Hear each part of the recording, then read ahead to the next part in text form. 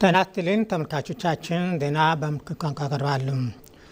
ከቅርብ ዓመታት በፊት የሰው ኃይል ብቃትና የዘመናዊ ቴክኖሎጂ ውህደት ክፍተቶች የነበረበት የአዲስ አበባ ፖሊስ ኮሚሽን አሁን ወደ አዲስ የሪፎርም ምዕራፎች ተሸጋግሯል። በዚህም ዋነኛ የለውጥ ምሰሶ የሆነው የሰው ኃይል በእውቀትና በሙያ ስነ ምግባር በመገንባት ኃላፊነቱን በሚገባ የሚወጣ ፖሊስ ለማብቃት እየተሰራ ይገኛል። አዲስ አበባ ፖሊስ ታሪክ ከ1905 ዓመተ ምህረት የአራዳ ዘብ ምስረታ ጀምሮ በርካታ ውጣ ውረዶችን አስተናግደዋል። ነገር ግን ላለፉት 10 ዓመታት ተቋሙ የዘመኑን የወንጀል መከላከል አቅም በሚመጥን መልኩ አልተገነባም ነበር። ወንጀልን በጥርጣሬ መመርመር፣ በሰው ኃይል ብቃት ማነስ መፈተንና በቴክኖሎጂ ጥረት መንገራገጭ የትናንቱ የተቋሙ መገለጫዎች ነበሩ።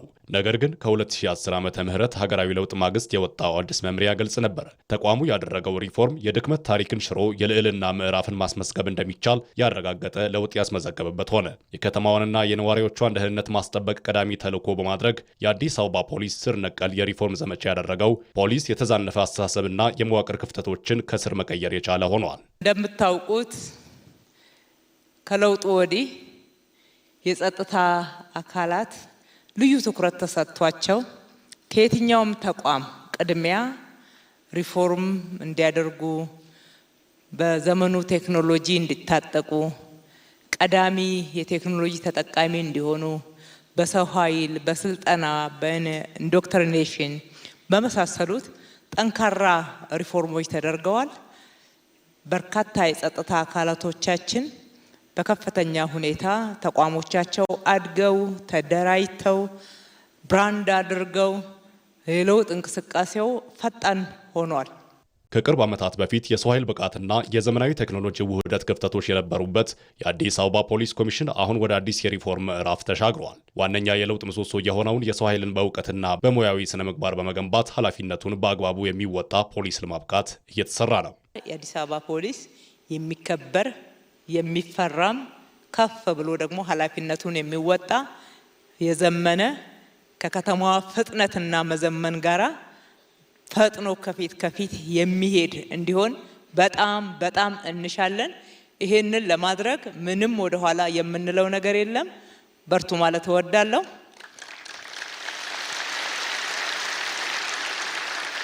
የአዲስ አበባ ፖሊስ ከቀደመው የአራዳ ዘበኛ ታሪካዊ ስያሜው ተነስቶ ዘመኑን እያዋጀ ዛሬ ላይ የ21ኛው ክፍለ ዘመን ስማርት የከተማ ፖሊስ ድረስ የዘለቀ የለውጥ መንገድ ላይ ይገኛል። ከለውጡ ወዲህ የተከናወኑት ስራዎች ተቋሙን ከፖለቲካ ወገኝተኝነት ያላቀቁ፣ በቴክኖሎጂ ያደራጁና የህዝብ አመኔታን ያተረፉ በመሆናቸው የአዲስ አበባን ብልጽግናና የነዋሪዎቿን የሰላም ዋስትና በጽኑ መሰረት ላይ ለመጣል ያስቻለ ሆነዋል። አዲስ አበባ ፖሊስ ለ118 ዓመታት የቆየ ታሪክ ያለው አሁን የደረሰበትን እድገት በአጠቃላይ በተለያዩ ስርዓታት ያለፈ ቢሆንም በዚህ ለውጥ ያስመዘገበው እድገትና ታድሶ ሪፎርም ቀላል ነው ባይባልም፣ ነገር ግን ከዚህ በላይ ያማረ፣ ከዚህ በላይ የታጠቀ፣ ከዚህ በላይ ስራ ሊሰራ የሚችል አስተማማኝ ቴክኖሎጂ የታጠቀ ኃይል መገንባት እንደሚቻል ቅድም የቀረበው ዶክመንተሪ ፊልም ያሳያል። አሰራርና አስተሳሰብን ከዘመኑ ጋር እያዋሃደ በለውጥ ሂደት ውስጥ እየተጓዘ የሚገኘው የአዲስ አበባ ፖሊስ ለውጥን ተላብሶ ብሔራዊ ጥቅምን አስቀድመው ህብረ ብሔራዊነትን ተላብሶ ለከተማዋ ደህንነት መጠበቅ ኃላፊነቱን ለመወጣት ቁርጠኝነቱን ዳግም አረጋግጠዋል። የኢድ አል-አዳ በዓል ሲከበር በመካከል አብሮነትና አንድነትም ይታያል። በዓሉም በመተባበር ማክበርም ከሁሉም ህዝበ ሙስሊም የሚጠበቅ ነው። ሰይዲና ሙሐመድ ኢድ አል-አድሃ የሚባለው ከሌሎች ዋና ከሚባሉት በሙስሊሞች ዘንድ ከሚከበሩ ሴሌብሬት ከሚደረጉ በዓሎች አንዱ ነው እንደሚታወቀው። ምክንያቱም ከእስልምና ትልቅ ማዕዘናት አንዱ ሀጅ ነው። ሀጅ የሚባለው ነገር የሚከናወነው በዚህ በዓል ጊዜ ስለሆነ የተለየ ቦታ ይሰጠዋል በሰዎች ዘንድ ማለት ነው እና አንድነትን የሚንጸባረቅበት ጥቁርም፣ ነጭም፣ ፈረንጅም ሁሉም ሰው አንድ ላይ ሀጅ የሚያደርግበት ስለሆነ ለሀጅ ያልሄደ ሰው በያለበት ቦታ ያንን ስፒሪት ፎሎ የሚሰማ ስሜቱን የሚጋራበት አጋጣሚ ነው። ይህ በዓል እንግዲህ በእስልምና ዒባዳ ነው። አላህ ሱብሓነሁ ወተዓላ መገዛት ነው በአላህ Subhanahu Wa Ta'ala ትእዛዝ የምናከብረው በዓል እንደመሆኑ መጠን ስለዚህ ይህንን በዓል ስናከብር በዋነኝነት የፈጣሪያችንን ትእዛዝ ማክበር እንዳለብን ነው ከምናርደው ነገር 1/3ኛው ለሚስኪኖች እንድናካፍል እንታዘዛለን ስለዚህ ማጋራት የሚባለው ነገር ሼር ማድረግ የሚባለው ነገር በእያንዳንዱ ማህበራዊ ህይወታችን ላይ የምንታዘዝበት ስለሆነ ይህንን ዒድ ስናከብር በአካባቢያችን ያሉ ችግረኞችን ሚስኪኖችን ዳሆችን እያሰብን የኛን ደስታ ለነሱ ሼር ያደረግን መሆን እንዳለበት ነው መምከር መፈልገው በተለይ ተባብረን ተጋግዘን በጠንካራው ማገር በአንድነት እንቁም ሰው እንዳይቸገር ያኔ መከራ ሲፈጠር በመካ ምድር የአላህ መልእክተኛ ምን ሰጡ ምክር ለሰሃቦቻቸው ለዲኑ ቀመር ሂዱ ወደ አበሻ የፍትህ ሀገር ያኔ ተሰደዱ ሲጠሙ ሲራቡ ብዙ ተቸግረው ሀገራችን ገቡ ያኔ ለሀገራችን ፈነጠቀ ብርሃን አሁን በአብሮነታችን ታየልን ወጋገን በልጽጋ እንድታምር ውቢቷ ሀገራችን ሰላምና ጤና ይስጠን ለሁላችን የማይጠፋው ብርሃን ለሀገራችን ይብራ ዘመን ተሻጋሪ የጀግኖች አሻራ መልካም ዘር እንዝራ ፍሬ እንዲያፈራ የሀገር የወገን አለብን አደራ ከባሉ ሁለት ዋና ነገሮችን ማንሳት እንችላለን አንደኛው ለአላህ Subhanahu Wa Ta'ala መታዘዝ ነው ኢብራሂም ፈጣሪውን ታዘዘ እስማኤልም ደግሞ አባቱን ታዘዘ መታዘዝን መገዛትን እሺ ባይነትን ለፈጣሪና ለወላጅ ከታረደ ማካፈል ግዴታ ነው ይሄን ደግሞ ምን ይፈጥራል አብሮነትን አንድነትን ፍቅርን ጉርብትናን ማህበራዊዎትን መተሳሰብን ያዳብራል ቢስሚላሂር ራህማን በመጨረሻም ኢትዮጵያውያን ሙስሊሞች የሀጅ ወር ሲመጣ ናፍቆትና ጉጉታቸው ከነቢዩ መሐመድ ውደታ ጋር አያይዘው በተለያዩ መንዙማና ነሽዳዎች ያከብሩታል። የኢትዮጵያውያን ሙስሊሞች የሀጅ ስነስርዓት ማድረግ ከሀበሻዊ ታሪክ ጋር መተሳሰሩ ከማንኛውም በተለየ መልኩ ልዩ ያደርገዋል። ዘይኑ ነብይ ባህሩን መንቦሸግረኝ መዲና ጉዳይ ነበረ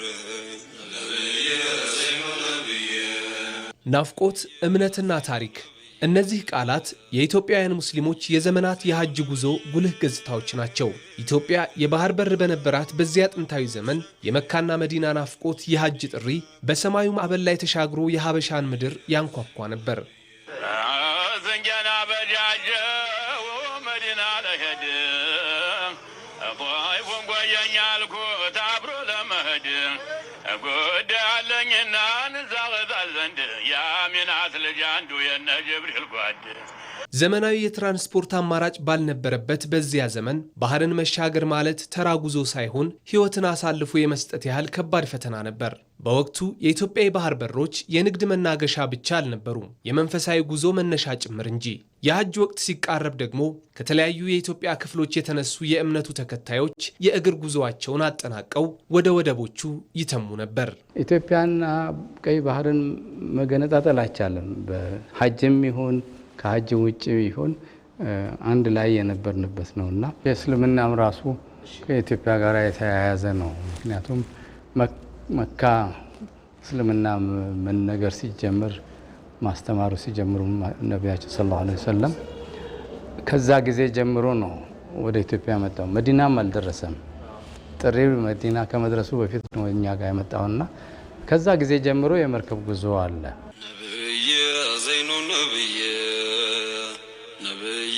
ዘይኑ ነብይ ባህሩን መንቦሸግረኝ መዲና ጉዳይ ነበረ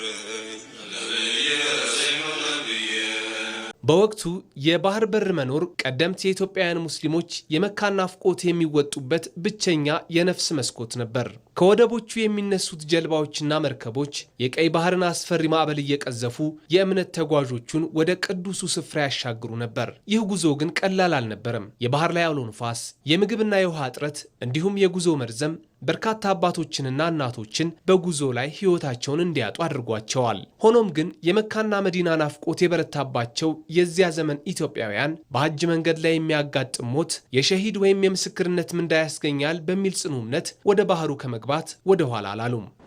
አንዳንዱ አካባቢ ላይ ሰላቱል ጀናዛ ተሰግዶበት ነው ሰው የሚሸኘው የነበረው። መመለሱን ማረጋገጥ አይቻልም። ጉዞው ከቤቱ ተነስቶ እስከ ባህር ጠረፍ ደርሶ ራሱ ወር 2 ወር ይፈጃል። ከመነሻው ስንቁን አዘጋጅቶ ከዛ ሳምንት 2 ሳምንት የባህር ጉዞ ይኖራል። ማዕበል ይነሳል፣ ከቦታ ቦታ ያናጋዋል፣ ሌላ ጠረፍ ይወስደዋል፣ መንገዱ ያልፍበታል። ሐጅ ደግሞ እንደሚታወቀው አረፋ ላይ መቆም ማለት ነው።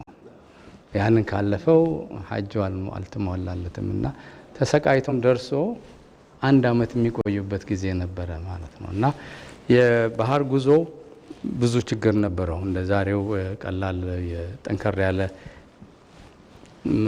የሞተር መሳሪያ ኖሮት አይነት በንፋስ ነው እና የሚሄደው። ንፋሱን እንዳመራው ጅዳ መድረስ የነበረበት የመን ሊሄድ ይችላል። በዛ ምክንያት እንደገና ቅድም እንዳልኩት 1 ዓመት 2 ዓመት ጉዞ ይፈጅ ነበር። እዛም የሚቀሩ ሰዎች ነበሩ። ምክንያቱም ስራ ይዛሉ፣ ያገባሉ። የኢትዮጵያ የባህር በር ለኢትዮጵያውያን ሙስሊሞች የሐጅ ጉዞ መስመር ብቻ አልነበረም። ከሌሎች የአፍሪካ ሀገራት የሚመጡ ሁጃጆችም ዋነኛ የጉዞ መስመራቸው ነበር። አንዳንዶቹ አሳብረውም በኢትዮጵያ በኩል ያልፉ ነበር። ከምዕራብ አፍሪካ መጥተው በዚህም የሚያልፉበትን ሁኔታ ተክሪሪዎች ሌሎችም የተወሰነ ከሱዳን ወደ ታችም ወረድ ብሎ አሁንም አንዳንድ ጊዜ ወደ ኢትዮጵያም የሚመጡበትን ሁኔታ እየሰማን ነው። አሁን ወደ ጋምቤላ ከምዕራብ አፍሪካ የሚመጡ ነበሩና በሐጅ ጉዞም እንደዛው እንደ ዛሬ በኢትዮጵያን አይርላንድስ ያመላለሳቸዋል። ከናይጄሪያ ከምዕራብ አፍሪካ በአጠቃላይ በእግራቸው በሚተላለፉበት ሁኔታ ነበርና ምጽዋም በኋላም ጅቡቲም ዜላም በርበራም እነዚህ መውጫ ቀዳዳዎች ነበሩ በየሁኔታው እና በጣም ሰፊ ግንኙነትና ጠንከር ያለ የታሪክ ትስስር መናገር ይቻላል በሐጅ ጉዞ። ዛሬ ያ የታሪክ ምዕራፍ አልፏል። የድንበር መስመሮች ተቀይረዋል። የጉዞ መንገዶችም ዘምነዋል። ኢትዮጵያውያን ሁጃጆች የአሁኑ ጉዞአቸው ግን በአየር ብቻ ተወስኗል። ሆኖም ግን የቀደሙት ኢትዮጵያውያን ሙስሊሞች በጀልባና በመርከብ የቀይ ባህርን ማዕበል እየሰነጠቁ ያደረጉት የሐጅ ጉዞው የታሪካችን ወርቃማ ገጽ ሆኖ ተመዝግበዋል። ዛሬም የትላንቱ ቀይ ባህር የሐጅ መመላለሻ የነበረው የኢትዮጵያውያን ታሪክ ዳግም ትንሣኤ ይፈልጋል። ከአየር በተጨማሪም በባህሩም የኢትዮጵያውያን ሙስሊሞች የሐጅ መስመርነቱ የዛሬው አስፈላጊነት ከሀገራዊ ጉዞው ጋር አስፈላጊነቱን ያጎለዋል። ዜናው አበቃ። ከቀሪ ፕሮግራሞቻችን ጋር መልካም ቆይታ።